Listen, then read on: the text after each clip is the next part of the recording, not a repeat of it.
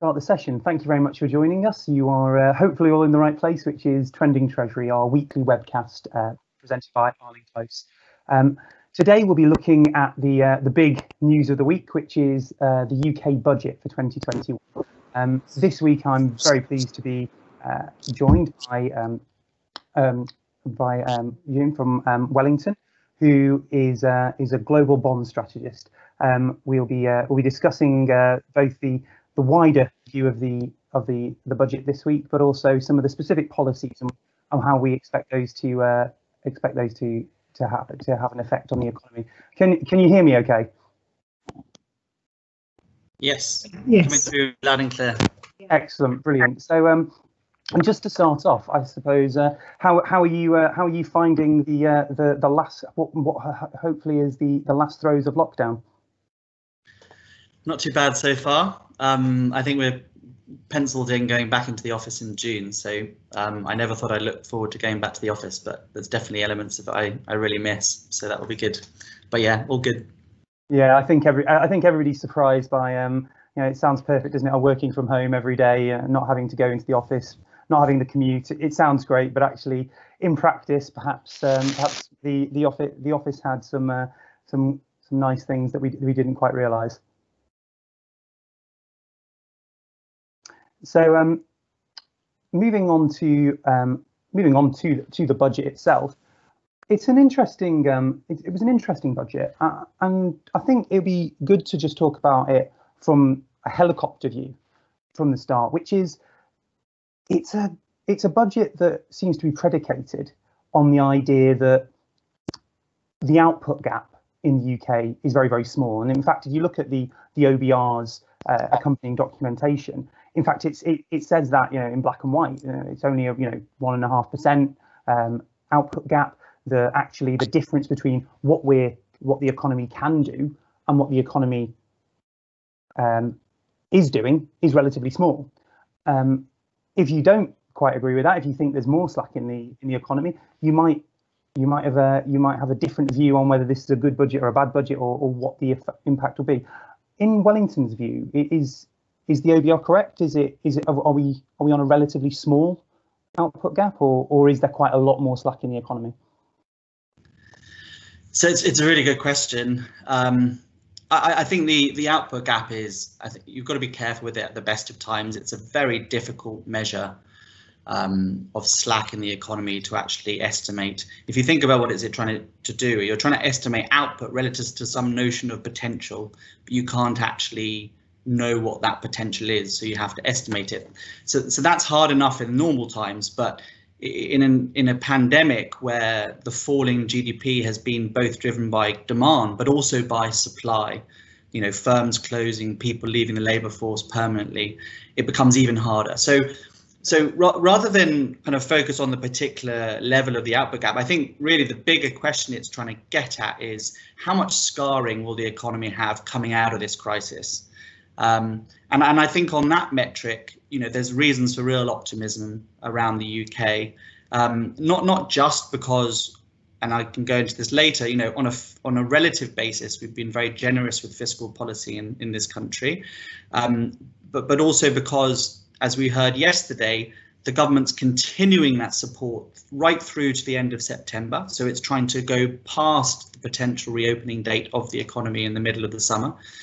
And it's also now turning its attention to encouraging a recovery, stimulating investment with the super deduction policy. And if you think about the economy as a whole, how are we going to generate a strong recovery? It's really about making people feeling willing to run down the savings that they've generated over the past year. The household savings rate has jumped more in the UK than any other developed country. And that's a treasure chest of around 7% of GDP worth of spending that can come back. And so I think the government is putting households in a relatively strong position to spend that money going forward. So all told, although we can't observe the output gap, we think that it should close quickly. We think that the growth estimates that the OBR and the Bank of England, if anything, look too low. And we think that, inflation pressure can come back to the UK economy relatively quickly as well. So that's how we're thinking about things. Sorry, Stephen, I think you're on mute. Thank you. It's interesting that you mentioned the OBR's growth forecast, because that was one thing that really jumped out at me, was how sluggish the OBR thinks that UK growth is going to be. They have the bumper 2022 of 7.2%, which is the economy bouncing back. But then post 2022, they're expecting sub 2% growth, which prior to 2008 would have been seen as disastrous. But when we talk about, I always go back to the comparison with Japan. When Japan had its lost decade, it had about, over 10 years, it had about 10% growth. If you look at where the OBR thinks will be, it's expecting us to have about 5% growth. So it's even more extreme than where Japan was. So just to drill down a little bit into that, your view is that actually, with all this pent up demand, with the fiscal support that's not only in this budget but that's already been there, actually growth will be higher than where the OBR thinks it is. And what are some of the drivers of that away from sort of public spending?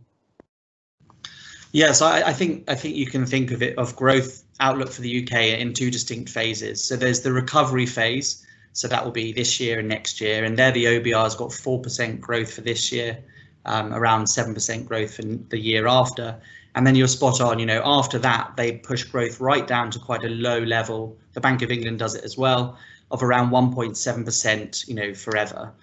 And that's, as you said, low relative to our history. So, even in the decade after the GFC, growth was averaging around 2%. So it's saying that growth will be lower than it has been historically. So let me start with the rebound phase. So that's where we think that the growth estimates look too pessimistic. As I mentioned before, fiscal policy in the UK, and when we get more into the budget, I can get into more detail of this, but basically the UK has been pretty much as generous with fiscal policy as any other developed country over the last year and a half. That's really positive for the recovery story. Secondly, we're doing a good job on the vaccination program, which increases the chance that when we come out of restrictions, it's for good. We don't just fall back into them next winter. And third, we had this humongous jump in household savings last year. Now, part of that reflects policy failure because we locked down for longer and more severely than elsewhere. So there was more forced saving, but part of it also reflects the more generous fiscal policy, which allowed people to save even during a lockdown. So when you put that all together, it's a little bit like a coiled spring. You can think of every economy at the moment as a coiled spring, ready to come back once we lift restrictions. And the UK has more scope to rebound than a lot of economies. And it also, if we get the vaccination strategy spot on, it will just be a clear lifting of restrictions, and demand can come back in a more fulfilling way. So that's the near-term outlook. Where we're above consensus, where we think there's upside risk to the OBR and Bank of England. Then there's the question of long-term growth in the UK. And really, long-term growth is determined by two fundamental drivers. The first is labour force growth, which can come from either increasing labour force participation or net migration. And the second is productivity. And if you look at the growth model of the UK economy over the last 10 to 20 years, it's been pretty clear that it's a labour force heavy growth model. And that's in no small part due to net migration. In the 5 years leading up to the Brexit vote, non-UK workers explained around 1% of employment growth per year. I mean, that's huge. Productivity, on the other hand, has been very weak, and we can debate the reasons why, but I think one of the key reasons is weak investment. Investment expenditure in the UK outside of construction as a percent of GDP has averaged 7% over the last 20 years. In the EU, it's been 11%. In a country like Sweden, it's been 14%. So we just haven't been investing much, and that's really flowed through into weak productivity. So if you think about the government strategy, also in the context of this budget, it needs to change that growth model, because it knows that migration is likely to be lower post-Brexit than it will be in the past. So if you think about what they announced yesterday, this incredibly generous 25 billion super deduction on capital expenditure over the next 2 years, that's really an attempt to really force up investment, push up productivity in the future, and address the weak growth rates that you're forecasting beyond 2022. So I think that's an open question, what happens in the UK. I think, you know, from today's standpoint, I think there's reasons to believe growth should be lower than it was in the past, because migration will be smaller, demographics will become more challenging. And I think until we see it in the data, there's reasons to be skeptical about whether we can resolve the productivity problem.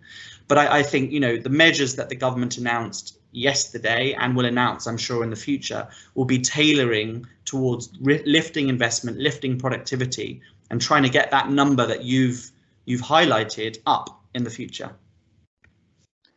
Well, that's a good place to look at one of the other big parts of the budget, and one of the specific things in the budget, which was the tax rises in there. I mean, there's the big jump in corporation tax of 25%. Obviously, that is delayed, and we've got the sort of the jam today of the super deduction, then which leads into a big corporation tax rise. Also the return of the small business rate, and also the pauses in the increases in the personal allowance and the top rate of income tax, etc. I mean, how does that square with what you're describing as what the budget is trying to do and stimulate that growth? I mean, if corporation tax is that going to have a big impact on growth, you know, reducing? I mean, I read somewhere that this is going to mean that once that's in place, the total tax take will actually be as high, the highest it's been since the 1960s. So we're talking about quite a big increase in the taxation burden on business. I mean, was this a fiscal hole that needed to be plugged? And what's going to be the knock-on impact on growth of making such a big statement about the taxation on business? Yeah, it's a very good question. I mean, I kind of think of yesterday's budget in two parts.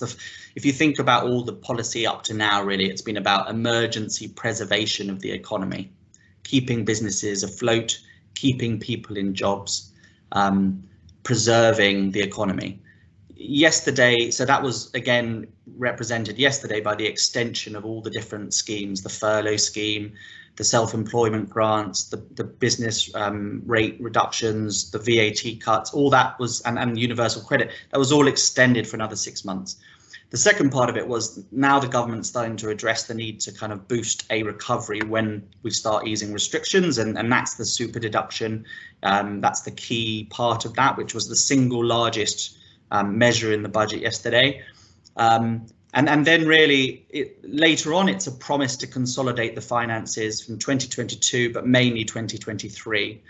The income tax band freezing will happen, you know, from next year, but the really big revenue generator will be the corporation tax increase from 2023. So I think there's two parts to that. Part of it is a signal that, you know, sensible chancellors have to signal that they will consolidate the budget, which he did. Second of it is it's telling you the philosophy for who they think should bear the cost of this crisis. They're saying that it should be mainly corporations initially, and to a lesser extent individuals and mainly the more well-off.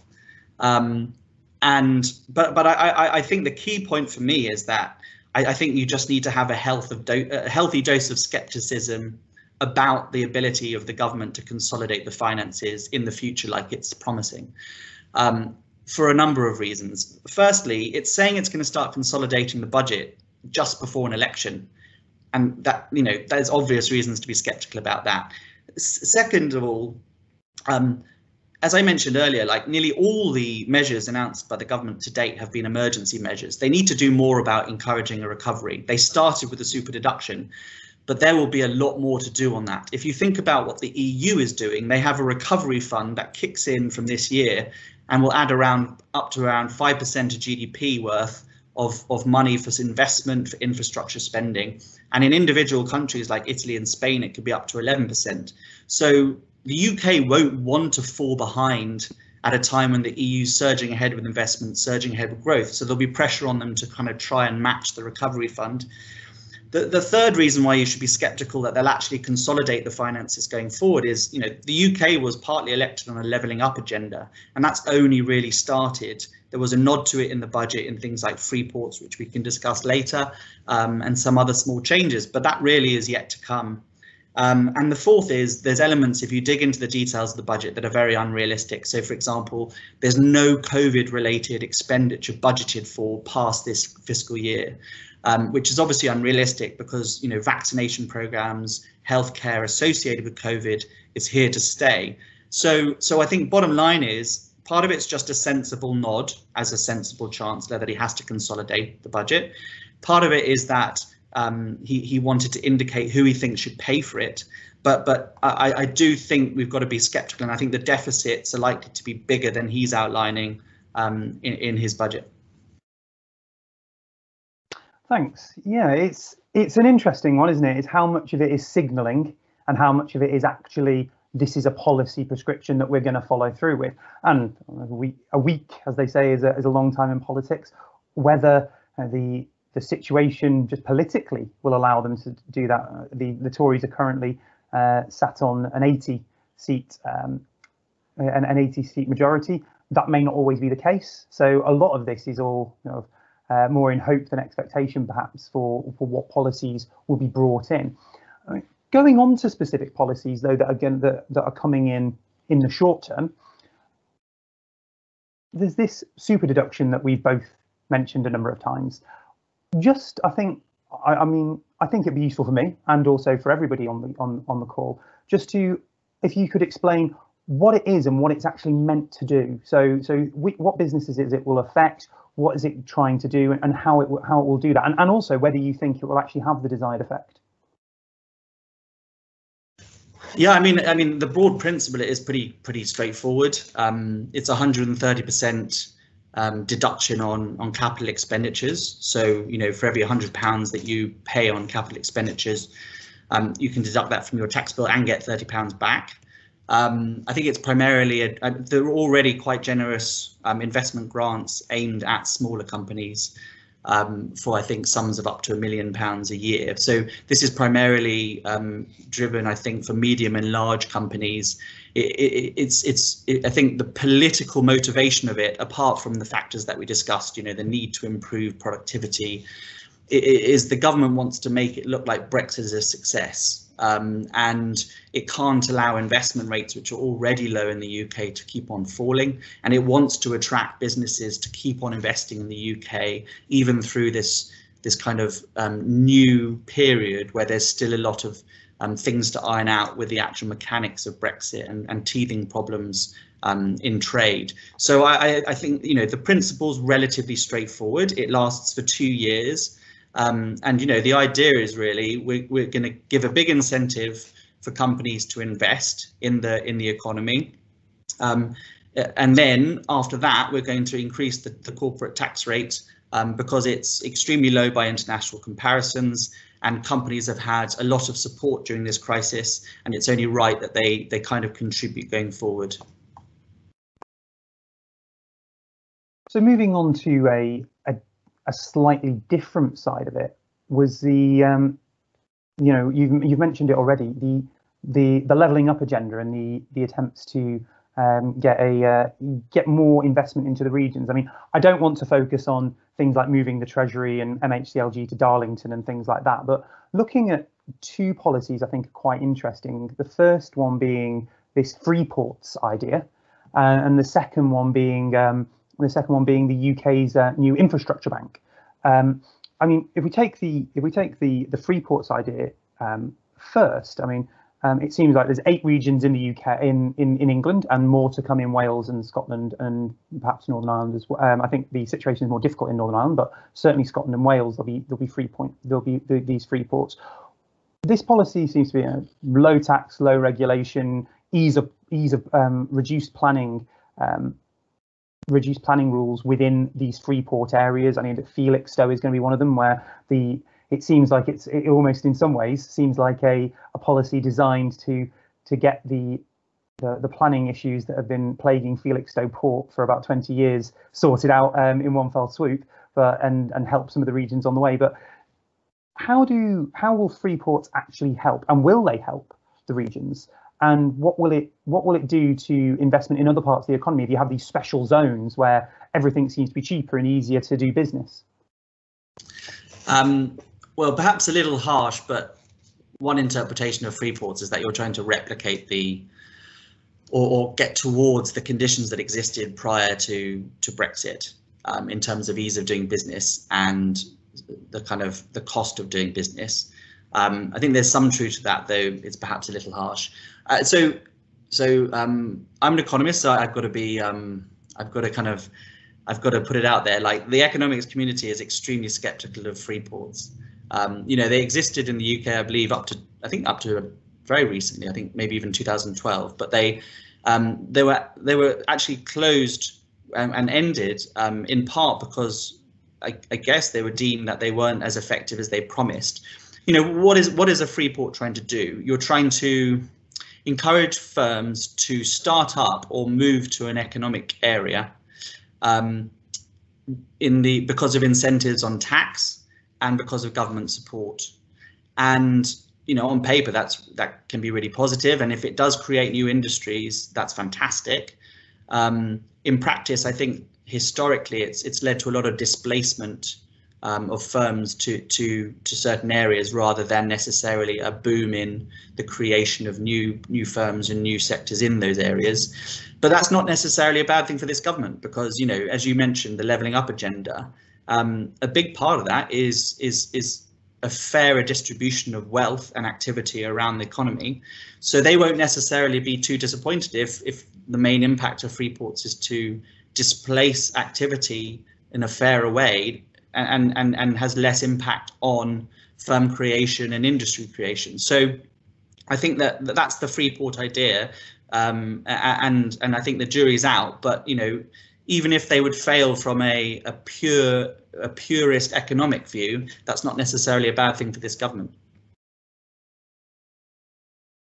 Yeah, one element to free ports, and you've mentioned about the displacement effect, is does any positivity from free ports, so any extra growth or any extra investment that we get from it, is that, I don't want to say, is the net effect going to be pretty low? Also, because of at the moment we invest, the businesses like to invest in cities and big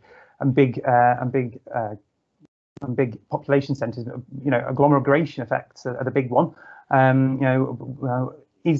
Are we going to lose some of that? Does it make more sense? And also, why not, if these are good policies, why not just have the UK as one big free port? Why not just have these policies everywhere? Yeah, no, that's a good point. It's a point that a lot of people make, that if free ports are an acknowledgement that you should have easier business conditions, why not make them for the full country? But I think it's to be determined, and I think it's a policy that the Chancellor wants to pursue. It has the potential to work, for sure. It could work, but I think it's just something that we're just going to have to see how it plays out going forward. But I think the levelling up agenda, irrespective of politics, is a fair one, though, in terms of if you look at the inequality measures, the UK inequality on some metrics is higher than any other developed country, or of similar income levels. So it is something that needs to be addressed, and I have no doubt that this will only be part of the levelling up agenda. It's just a pretty clear one from yesterday's budget. Moving on to another element of that, was the new UK infrastructure bank. And I'll jump in first and say, well, I know some people will argue, well, this is just a replacement for the European Investment Bank. It's just using the money we would have sent there, or the what we would have done before, and bringing it to the UK. But it does seem to have a very clear green and levelling up remit to start off with. So it is quite interesting in and of itself. But I wanted to ask you a specific question about it, because at the moment we're talking about lending at 60 basis points over gilts, which I know it does have a remit to lend to local authorities, who are our main client base, and most of the people listening today, which will be quite attractive to them. But I think if you asked one of our clients, and maybe then one of them will throw it in the chat, the difference between the 80 basis points they can currently borrow at and the 60 basis points that they may be able to borrow at in the future, over gilts, it's not going to, in my view, and perhaps it'd be interesting to hear your view, stimulate any infrastructure investment that wasn't already going to happen. I mean, if I think about big, ambitious infrastructure projects in the regions, if you can't do it, I mean, these things aren't happening, and it isn't because of a lack of funding. I'm sure the private sector would be more than happy to pour money into these things, long-term, stable cash flow investments. But maybe I'm wrong. I mean, what's the rationale behind an infrastructure bank? Is it actually is there other things that the infrastructure bank can do to stimulate that infrastructure spending? I mean, I really would defer to yourself and your clients on this issue. I think that's a really interesting point. I mean, I take the point that differential perhaps isn't enough of an incentive, but I think it's also about the future in case the financing conditions change and that spread widens, and it's still a positive incentive. And maybe funding, whilst easy at the moment, could become harder, which that will address. But I would defer to you all in terms of whether it's a positive announcement. So I'd be very interested to know, and it's helpful to know that is your view. I mean, that's I sort of trying to stimulate the conversation. I mean, I'm sure all of our clients would be pleased to have the extra 20 basis points compared to where they can borrow elsewhere, mainly from the Public Works Loan Board, which is another government agency. But I suppose more wider with UK infrastructure investment, what in your view is the things that are, if we look at private sector funding into UK infrastructure, what are the current blockages there, and can the infrastructure bank look at any of those, or actually is there a blockage in needed, and all of this, do we need extra infrastructure spending in the UK? So I think there's always a case for more infrastructure spending, in part because it tends to crowd in private sector investment as well. There's a lot of evidence that it's very complementary for private investment, and to the extent that we've had a shortage of private investment relative to other countries in Europe and the developed world, that's very positive. I think the other positive element of it is, if you look at recessions, typically what happens, and this certainly happened in the great financial crisis of 2008, 2009, the first thing that governments cut in a recession is public investment. And that's because it's the easiest politically to cut. It's very hard to cut NHS expenditure. It's very easy to cut investment projects that maybe would only pay off over 10 years and kind of going under the radar. So anything you can do to remove that pro-cyclicality of public investment expenditure is really positive. And that's something that's happening in Europe as well. So yeah, I think public investment levels in the UK, like private investment, have been relatively low by historical standards, and also relative to the European levels. So definitely anything that can be done to improve that is positive, especially if it crowds in private investment. Great. Well, I think where I'd like to sort of bring this to a close is just one last question with regard to government debt costs and gilt yields. It's very interesting to a lot of our clients, as I've just mentioned, that a lot of our clients borrow at a rate over gilts, but also it's interesting from a sort of a rates perspective. Where do we think that rates are going longer term? I mean, Arling Close at the moment has a relatively benign view on long-term rates. We think that we'll see a gradual increase, but generally interest rates will stay low, both at the long and the short end. We have seen a jump in rates over the last sort of 2 weeks. So I'd be interested to know what you think the impact of the budget and the impact of some of the things we've discussed today will have on gilt yields in the UK. I know you've perhaps got a slightly different view to the one we have. Yeah, so I mean, just to maybe give you a flavour of what we're thinking. So for us, we think that, I mean, obviously, I think in the broader scheme of things, what we've seen on the budget is sustainable at these level of interest rates, and also with the Chancellor, who is committing to consolidate the deficit at some point in the future. As I mentioned, reasons to be sceptical will be as quick as he says, but he's made the commitment, and the combination of low yields and a commitment not to allow the deficit to just keep on being large forever should mean that the public finances are sustainable. So it's not that we think that is a particular issue. It's just that if you look at where yields are in the UK, they're incredibly low by historical standards. So if you look at real yields, for example, on a 10-year bond, you know, you're talking deeply negative rates. You know, weaker, as it were, than -2%. And -2 real yields, that situation has been created because of distortions of central bank intervention, which has kept yields artificially low, and obviously general Bank of England policy to keep yields low. We think this year you're starting to see some of that compression of real yields and yields generally unwind. Not necessarily in a disastrous way, but we think that yields can rise quite significantly in the UK for two reasons. First is real yields are relatively low, as I mentioned, but they're low on a relative basis. You know, real yields in the US and the Eurozone are -1.5. They're -2.5 in the UK. So just to get back to where we might expect them to be relative to other countries, we think you could sell off significantly. Secondly, this budget that we just had was very generous, as we mentioned, around 3% of GDP of additional stimulus. And because the Bank of England is still doing QE this year, but it's actually reducing the amount of QE it's doing, the amount of the net cash requirement the government has to kind of raise versus the QE, that gap now is the largest it's been in, you know, 10 years. So I think we've got a net cash requirement this year of something approaching 300 billion, but QE only of about 100 billion. So that means 200 billion of net cash requirement not absorbed by the central bank, which is not something we've seen, you know, for a while, at least going back to when QE started. So really just the supply demand dynamics in the market suggest that yields should go higher in the UK, and the high valuation of UK government bonds suggests that they should go down more than other countries.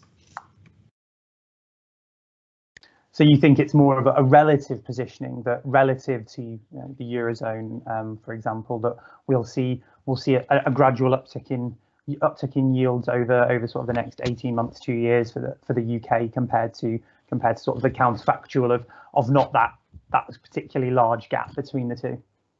Yeah, I think that's the right way to think about it. I think US yields I like to sell off significantly too because of the aggressive fiscal stimulus in that country. But in the UK, I mean, if you told me that yields were, you know, real yields were 100 basis points higher in 18 months time, you know, it wouldn't exactly surprise me, and it wouldn't be a disaster from a sustainability point of view on the finances. So just to wrap up, we've talked about a very in some ways generous budget, in some ways, you know, quite the economic definition of austerity is either cutting spending or increasing taxes. So in some ways they've promised more austerity. It's just of the tax hiking version rather than the service cutting type. I mean, in the coming years, in your view, where do you think government spending will go? Do you think we'll see some of the spending cuts we've had in the future? Do you think we'll see some of the tax rises that we've been promised, or do you actually think that, you know, the fiscal picture will tend to be relatively generous? I mean, again, just to mention our client base has just been through a decade of the other type of austerity, that, you know, budget cuts, you know, not just in real terms, but in nominal terms as well, you know, year after year. Do you think we'll see that, or do you think that in some ways we're coming out of the age of austerity? I mean, that was what was promised a number of years ago. Do you think that we are actually going to see, where will public spending be in 3 or 4 years' time? I think it's a great question. I think we have seen a level set in the way that people think about public finances. So, you know, if you think about post-financial crisis, it was very much an austerity mindset. You know, a big part of that was because of the sovereign crisis we saw in the euro area, and the perception that you can't run too high levels of deficits, you can't run too high levels of debt.